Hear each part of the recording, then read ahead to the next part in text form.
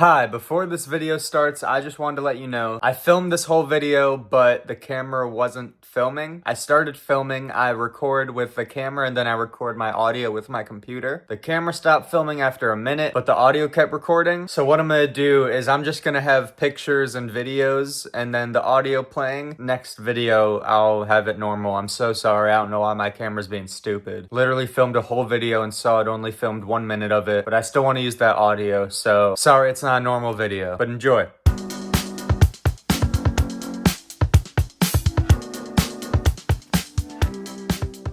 Hi guys, my name is Charlie, welcome back to Cine Channel, and today I'm not going to be doing a review of anything. I'm going to be going over my top 5 favorite comedy movies. This is just a fun video idea to me, and then on Wednesday, since it came out on Disney Plus recently, I'll review Thunderbolts. Now I know this list is going to be very subjective because comedy is literally the most subjective genre of all time. There's a million comedies, there's a million types of comedy, so this is just my personal 5 favorites of what I've seen in my life so far. I'm not that old, so I probably haven't seen a lot of the classics, and I love a lot more comedies other than 5, so if yours isn't on this list, which it probably isn't, just know I probably still like it or I haven't seen it. Anyway, let's just get into it. So number 5, I have This Is the End. This is the 2012 James Franco and Seth Rogen film about the rapture, where all the believers of Jesus get sent up into heaven when time has come, and people who don't believe in Jesus don't, and they're left to fend for themselves while these demons scale the earth, and while everything's on fire, and it's all the top comedy actors of the early 2000s. And obviously they all don't make it into heaven, so they all have to bunk at James Franco's house. And it's just so funny, the dialogue, what happens, the reactions to everything going on around them. It has like every celebrity in this movie, I swear. At the beginning, there's this big party and where you just get cameo after cameo of Hollywood legends. It's another one of those big films where all the celebrities are in it, but it's about the rapture. It's very edgy. I showed my dad the interview, then he showed me this. James Franco and Seth Rogen were really a duo back then, but unfortunately the things with James Franco happened, so we can't get movies like this anymore. In my number 4 spot, another James Franco and Seth Rogen movie, one I reviewed not too long ago, The Interview. This is just another example of hilarious writing. The script takes you around the world to all these different locations, a lot of montages, cool party scenes. Along with This Is the End, these seem to be very big budget comedy films, at least by the looks of it. I don't know the actual budgets. But this movie just has a plot that is just so out there of scoring an interview with Kim Jong-un and then the government tasking you to kill him. Once again, the partnership between James Franco and Seth Rogen works perfectly here. All the side characters really do their role well and fit into this universe. Randall Parks does an absolutely amazing job at playing Kim Jong-un. There's actually some emotion in like some deep parts of the movie where it could be seen as kind of sweet. So I think The Interview holds up as a film and definitely goes down as one of my favorite comedies. Number 3, Old Dogs. Now this is a very nostalgic movie for me. This and number 1 I used to rewatch with my grandpa all the time. Just such a funny movie with Robin Williams and John Travolta. These two businessmen preparing for like the biggest deal they've ever gotten, and then they have to take care of these 2 kids out of nowhere. And shit, hijinks ensues. Just the most goofiest, wackiest shit happens in this movie. It's heartfelt, it's nostalgic, at least for me, but it's cheesy and campy where it can be nostalgic for really anybody, just for that old movie type of vibe with Robin Williams. And the car trunk scene as a kid had me traumatized. Whenever that lady had her fingers smashed, I could feel it, man. What the hell? In my number 2 spot, I have Billy Madison. I just know I could get so much heat for this list. Yes, my number 2 spot is Billy Madison, and I think it is amazing, honestly. I'm half joking here. I do still think it is a really funny movie that's something you can really just turn your brain off and watch and enjoy the craziness that you're seeing. It's got a cool idea with this guy having to go back to school for all the grades to take over his father's company. It's got great characters that really fit in the world well. There is once again heart in here, there's songs in here, beautiful big sets. Once again, very nostalgic for me. Adam Sandler's just first really big movie, and it was gonna be my number 1, honestly. But then I remembered that in my number 1 spot, RV still exists. This movie, oh my goodness. Now, this is another movie that I watched with my grandpa so many times. Another Robin Williams film. I know 2 of these are Seth Rogen and James Franco, and then 2 of these are Robin Williams. It's just what I like. This movie about a father just trying to get some more time with his family, but not completely being aware of his surroundings. So he purchases an RV so they can go on a family trip in the middle of bumfuck. And then they meet this other family who they don't like, but the family keeps following them, trying to be friends. It's just such a classic movie. So many good parts. Robin Williams, once again, he knows how to make movies that are funny with heart and a good message and meaning at the end. With a father just trying to get time with his kids, businessmen having their hearts warmed when having to take care of kids. But this movie just really hits you in all the feels. This movie is a road trip movie, so obviously there's tons of different locations and set pieces. And while Robin Williams is trying to spend time with his family, this really big opportunity at work comes up. So he's juggling both while trying not to let his family find out about the work because he promised it would be a family trip. And so he ends up having a whole character arc where he kept leaving the family trip to go do work, to where at the end is at this business meeting. He gives a speech about family and all of that, and it just ties together nice and is a sweet moment for his character. So I think this is a really funny comedy, a really sweet comedy, and just a great overall movie. Those are my top 5 comedies. Like I said, this list is very subjective. Comedy is the most subjective genre of all time. This list could get some serious heat. Do you agree? Do you disagree? What are your top 5 favorite comedy movies? If you don't want to type that, what's your favorite comedy? I'll do a review of Thunderbolts on Wednesday. Thank you so much for watching. Have a Cine day.